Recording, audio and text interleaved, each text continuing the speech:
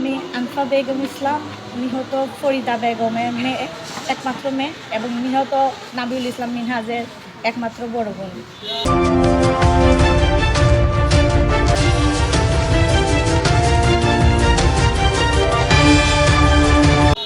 আপনারা সবাই জানেন, গত মঙ্গলবার দিবাগত রাত্রে 29 তারিখ একটা ভয়াবহ ঘটনা আমার ফ্যামিলির সাথে, আমার মা বাবার সাথে, তাদের নিজ বাসভবনে ঘটে গেছে। আমি শোনার সাথে সাথে, আমি প্রবাসী, শোনার সাথে সাথে আমি দেশে আসছি। এসে আমার মা ভাইয়ের দাফন কাফন জরুরি সকল বিষয় আশয় শেষ করছি। আমি দেশে আসছি, আমার মা ভাই মারা গেছেন, তারা ওনাদেরকে নির্মমভাবে মারা হয়েছে। এইরকম মরণ, এইরকম নির্মমতা আমি মনে করি না সুনামগঞ্জের বুকে কেউ দেখেছি। আপনারা সবাই জানেন, আমার থেকে ভালো আপনারা সবাই জানেন, আপনারা সবাই স্পটে ছিলেন।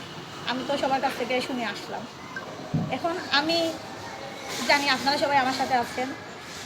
আমি আসছি যাতে তাদের সুষ্ঠু তদন্ত হয়, সুষ্ঠু বিচার হয়, যাতে যারা মারা গেছেন ওনারা দৃষ্টান্তমূলক শাস্তি পান, জাস্টিসটা তারা পান।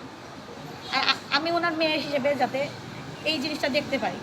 আর আপনারা সবাই, মিডিয়া, প্রশাসন সবাই আমার সাথে ছিলেন, আশা করি আগামী দিনে আমার সাথে থাকবেন। আপনাদের সবাইকে অনেক অনেক অনেক অনেক ধন্যবাদ। আপনারা যেন আমার ফ্যামিলির জন্য, আমার নিহত মা ভাইয়ের জন্য কষ্ট করতেছেন। এটা অত প্রবাসী আছে শূন্য আইছে। এই ঘটনাটা মূলত যে আমরা কোনো সংশয় নাই, আমরা মনে করলাম যে তারা রাইট ট্র্যাকে যার, বাট আমরা সন্দেহভাজন যে একটা আসামি এখনও এটা এজাহারভুক্ত আসামি ফয়সাল আহমদ এখনও পলাতক রয়েছে, অ্যারেস্ট রয়েছে না। আমরা মনে করলাম দ্রুত সময়ের মধ্যে তারে অ্যারেস্ট পুলিশ হেফাজতে নিয়ে জিজ্ঞাসাবাদ করা দরকার। এই নির্মম হত্যাকাণ্ডের রহস্য উন্মোচন করার দরকার, যে কেন এবং কী কারণে এবং কারা কারা এটার সাথে জড়িত, এটা রহস্যটা যাতে বেদ হয় এবং দৃষ্টান্তমূলক শাস্তি হয়, এবং নিরপরাধ কেউ যাতে এটার সাথে জড়িত মানে শাস্তি না পায়, এবং প্রকৃত দোষী যারা, আমরা চাই প্রশাসন প্রকৃত দোষী যারা এদেরকে খুঁজাবার করক এবং এদের মুখ থেকে জবানবন্দি নেওক যে কী কারণে এবং কেন হত্যাকাণ্ড হয়েছে। সন্দেহ আছে যে এত ছোট ছেলে একলা বা তার একক পরিকল্পনায় বা একক আমার কাছে লাগে হয়তো তার সহযোগিতাকারী বা প্লানও অন্য কেউ জড়িত আছে।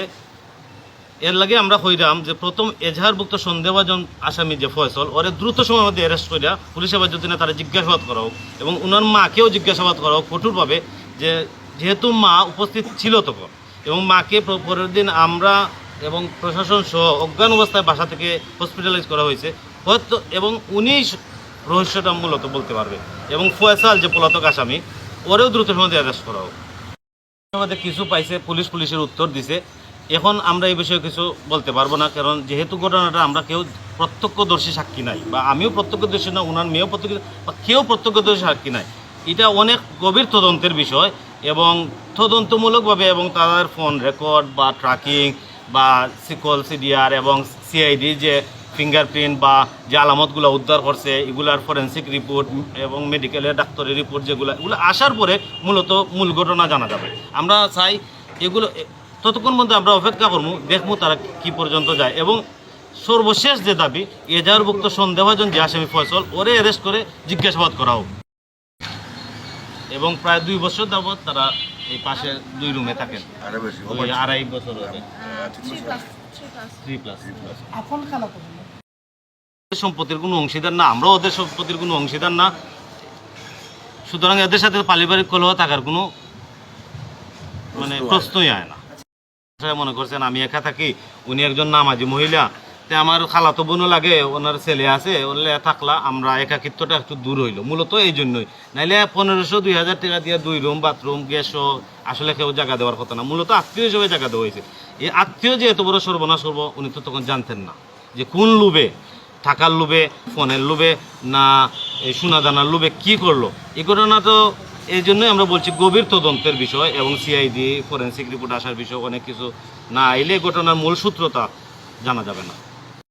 আর 2টা এবং ট্যাব একটা, এবং আমার ফুফুর 2টা মোবাইল, মোট 5টা ইলেকট্রনিক ডিভাইস মিসিং। সাথে সাথে আমরা যেটা আনুমানিক টাকা ওরা প্রবাস থেকে যে টাকা পাঠায় বা বাড়ির জমি বেচার ধান বেচার যে টাকাগুলো ওনার কাছে আসছিল, আমরা আনুমানিক ধরে রাখছি বাসা তখন প্রায় 3 লাখ প্লাস মাইনাস হতে পারে। এবং সোনালঙ্কার একটা স্টিল আলমারির সোনালঙ্কার আমরা পাইছি এবং একটা আলমারির সোনালঙ্কার পাওয়া গেছে না। আমরা আনুমানিক করলাম হয়তো 5-6 ভরি হবে। এবং রিমান্ডে নেওয়া হোক, ওনার মাকে জিজ্ঞাসাবাদ করা হোক এবং মূল ঘটনা সত্য ঘটনাটা উদ্ঘাটন করা হোক দ্রুত সময়ের মধ্যে।